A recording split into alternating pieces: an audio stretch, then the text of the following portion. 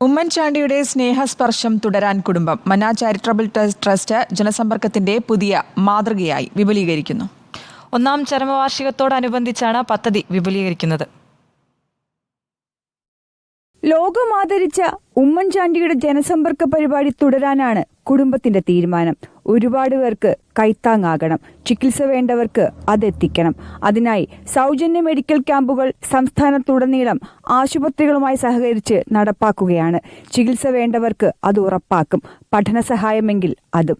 അങ്ങനെ 2012 ഉമ്മൻചാണ്ടിയുടെ ഭാര്യ മറിയാമ്മ ഉമ്മനും മകൾ മറിയ ഉമ്മനും ചേർന്ന് തുടങ്ങിയ മന്ന ചാരിറ്റബിൾ ട്രസ്റ്റ് ജനസമ്പർക്കത്തിന്റെ പുതിയ മാതൃകയായി വിപുലീകരിക്കുകയാണ്. ഓർത്തു നോക്കിയാൽ ഒരുപാട് കാര്യങ്ങൾ ഉമ്മൻചാണ്ടി ചെയ്തിട്ടുണ്ട്.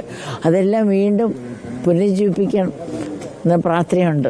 ഉമ്മൻചാണ്ടിയുടെ മരണശേഷവും അദ്ദേഹത്തിന്റെ ആഗ്രഹം നിറവേറ്റപ്പെടുകയാണ്. ഉമ്മൻചാണ്ടിയുടെ ജനസമ്പർക്ക പരിപാടി അത് കണ്ട ലോക ജനതയുടെ മനസ്സിൽ മുഴുവനും ഇപ്പോഴും നിറഞ്ഞു നിൽക്കുന്ന ഒരു വലിയ കാര്യമാണ്. അത് അദ്ദേഹത്തിന്റെ മരണശേഷമാണ് അതിന്റെ മഹത്വം കൂടുതലായി വർദ്ധിച്ചത് എന്നത് വളരെ വ്യക്തമാണ്. ഉമ്മൻചാണ്ടിയുടെ കല്ലറയിൽ വെച്ച് ദീപം കൈമാറി സ്നേഹസ്പർശത്തിന് തുടർച്ച. റിപ്പോർട്ടർ, കോട്ടയം.